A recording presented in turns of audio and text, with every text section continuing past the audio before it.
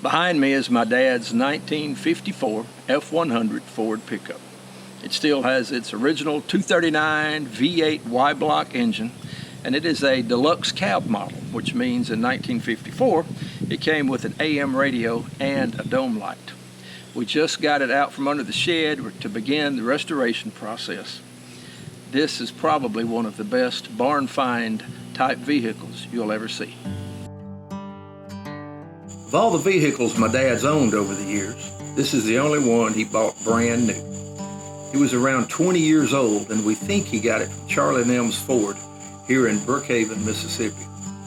Not long after he bought it, he was drafted, and the truck sat in the garage for 2 years while he served in the Army. He told my Aunt Granny to drive it every couple of weeks just to keep the battery charged. These doors shut as good as my new Ford truck. That's solid there.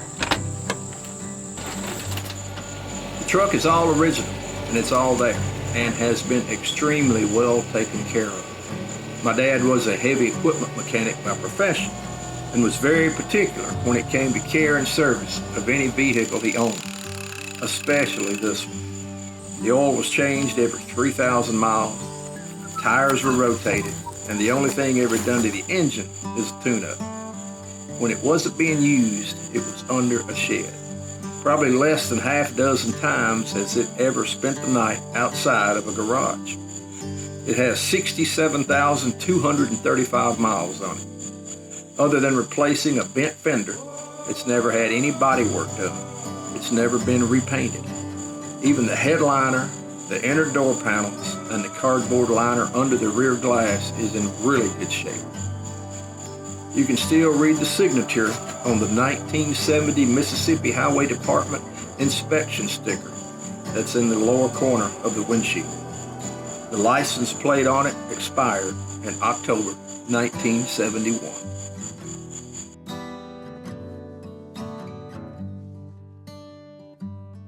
After Dad returned from the service, he got married, and he and my mom used it regularly until the late 1960s.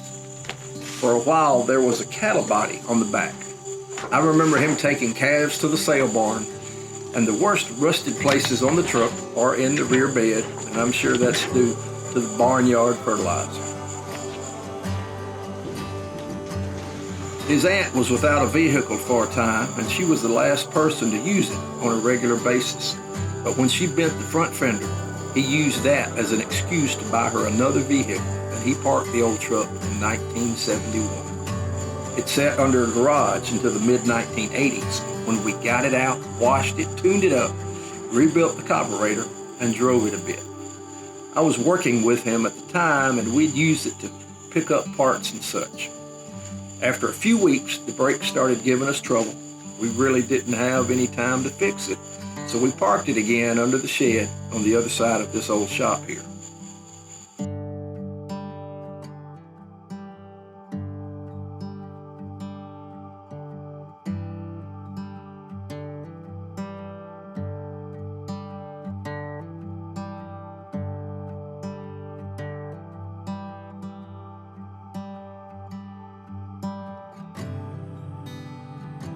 Time passed, my dad retired. We always talked about getting the old truck out and fixing her up, but we never did.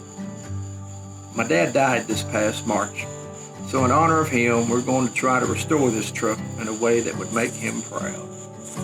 Dad was very particular about keeping his vehicles original.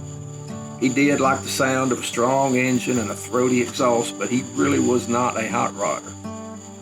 So we do want to keep it as original as possible. It's going to be a frame-off restoration. We want to take it totally apart and start over from the ground up. The entire truck is here, so we want to use as many original parts as possible and practical. But we are planning on a first-class restoration. We think the engine can be rebuilt, but we really won't know until we get into it. I worked for years with my dad as a mechanic, so I do know a little bit about the process, but we've never restored a truck to the extent that we're planning for this one. So if you have any comments or suggestions, we'd love to hear them in the comment section below. We will update you from time to time with video and pictures during the process. Thank you, God bless.